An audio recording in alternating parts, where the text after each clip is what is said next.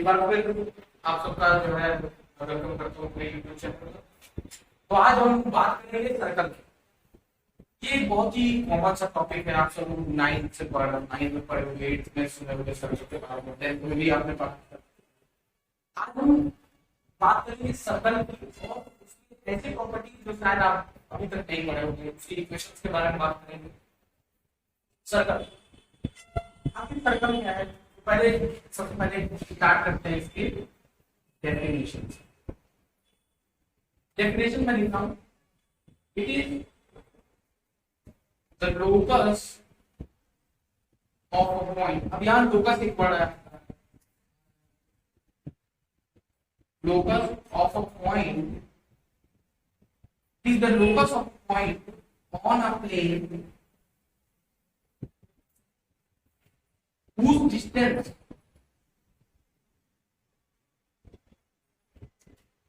from a fixed point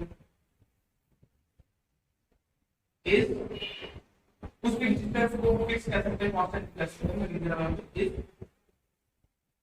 fix. अब इसको पहले एक सर्कल बनाते हैं। मान लीजिए सर्कल हो गया, ये हमने कहा कि पॉइंट, ये मान लीजिए हमने एक पॉइंट लेकर P from a fixed point, fixed point ये हो गया आपका, मान लीजिए।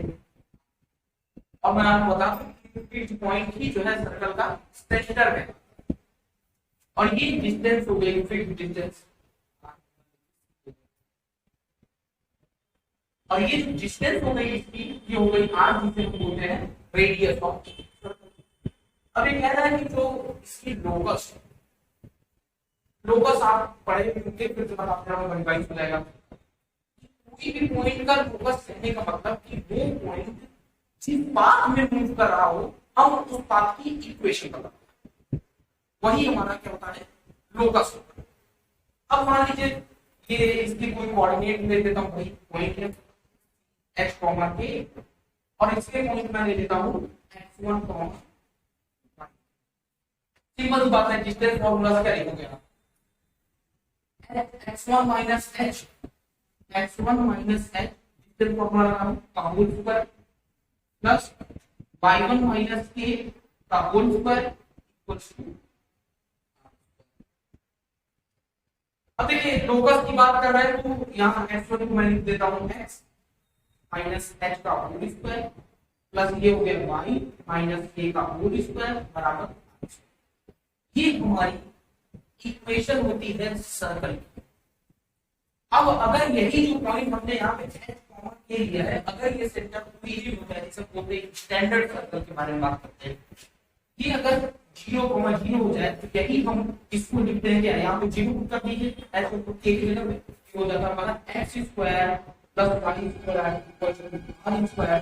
ये बहुत ही फेमस सा इक्वेशन है, it is the equation of a circle, equation of a circle whose centre, जिसका सेंटर कहां पे है, ओरिजिन पे, तो इज एट ओरिजिन, यानी 0,0।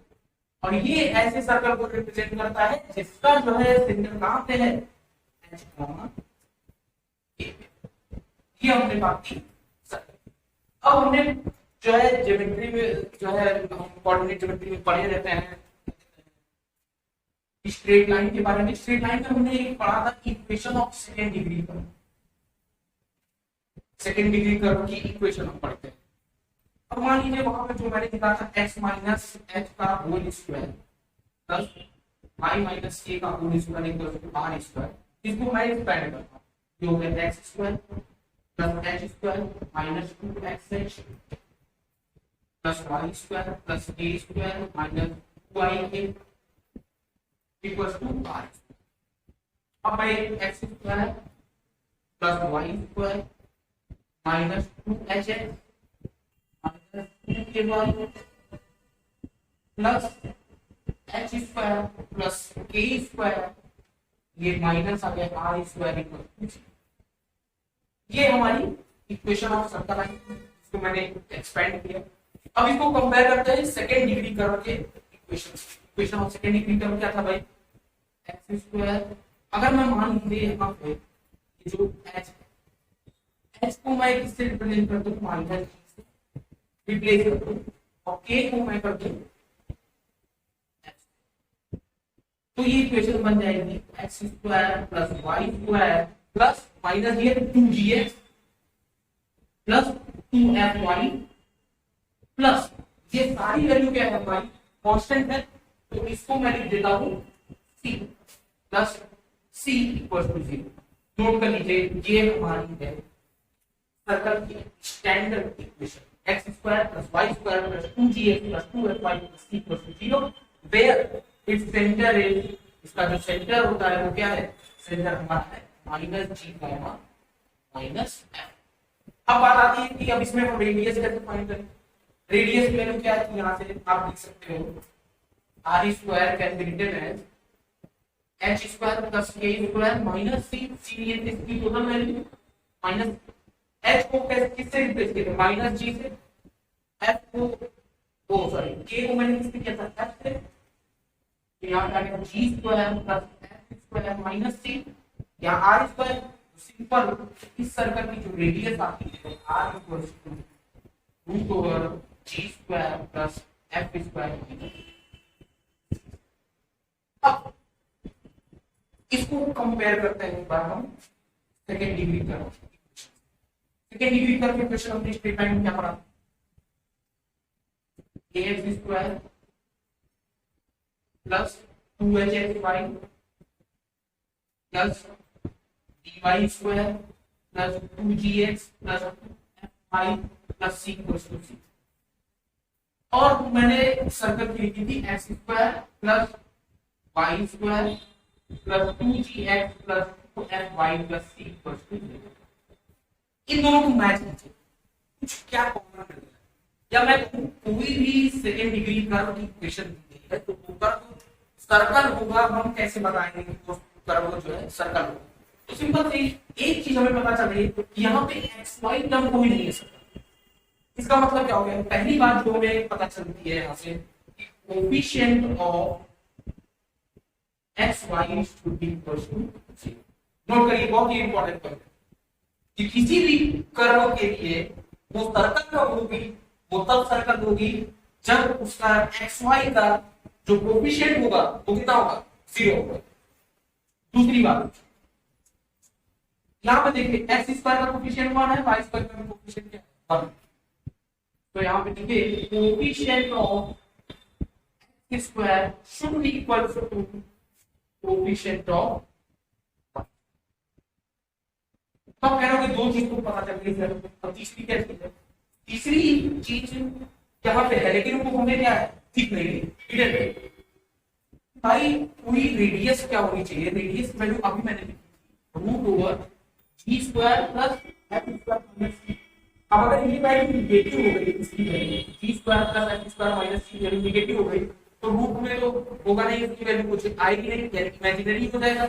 तो इसलिए जो तीसरी कंडीशन हमारी बनती है वो तीसरी कंडीशन होती है g square plus f square minus c should be greater than वैसे इक्वल भी लिख सकते हैं, इक्वल हो जाएगा यानी रेडियस 0, रेडियस 0 मतलब वो सर्कल कहां रखे वो एक पॉइंट। तो इसलिए ये तीन कंडीशन, अगर हमें तीन कंडीशन चाहिए होती है किसी भी सर्कल की इक्वेशन को लिखने के लिए। अब हमने बात की इसकी डेफिनेशन की, इसको हमने कंपेयर किया उससे, एक क्वेश्चन करते हैं फिर हम अगले वीडियो में बात करेंगे कि कौन सा सर्कल के बारे में, डिफरेंट फॉर्म्स कौन कौन से हमें पढ़ने। अब मान लीजिए कि क्वेश्चन है कि find the equation of a circle, find the equation of circle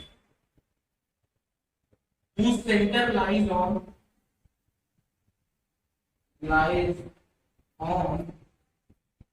4,3 and its radius is 4। Simple सी बात है, यहाँ पे सिंपल लिखिए x माइनस 4 का होल स्क्वायर, अभी पढ़ा था x माइनस x का whole square plus y minus 3 का whole square plus y minus 3 का whole square equals to whole square. इसको अब आप एक्सपेंड कर लीजिएगा, जो आंसर आएगा वो क्या होगा, इक्वेशन ऑफ सर्कल। ठीक है, तो अगले वीडियो में हम बात करेंगे आपसे फॉर्म्स ऑफ सर्कल में, जिसमें हम पढ़ेंगे मोनिक फॉर्म, पैरामेट्रिक फॉर्म, जो है डायमेट्रिक फॉर्म, तो सारी चीजें फॉर्म्स के बारे में, सर्कल की फॉर्म, सर्कल पे हुए टेंजेंट, इसमें कई पार्ट हैं, मैं आपको ब्रीफली एक्सप्लेन करता हूं। अभी हम इसके फॉर्म्स ऑफ सर्कल पढ़ेंगे। फिर हमारा एक पॉइंट है टेंजेंट टू सर्कल और टेंजेंट इक्वेशन। फिर आती है हमारी रेडिकल एक्सिस, टेंजेंट सर्कल, और हमारी जो है क्या कहते हैं कॉर्ड ऑफ कॉन्टैक्ट। ये बेसिकली 5 चीजें हम डील करेंगे। ठीक है, once again please like the video, thank you।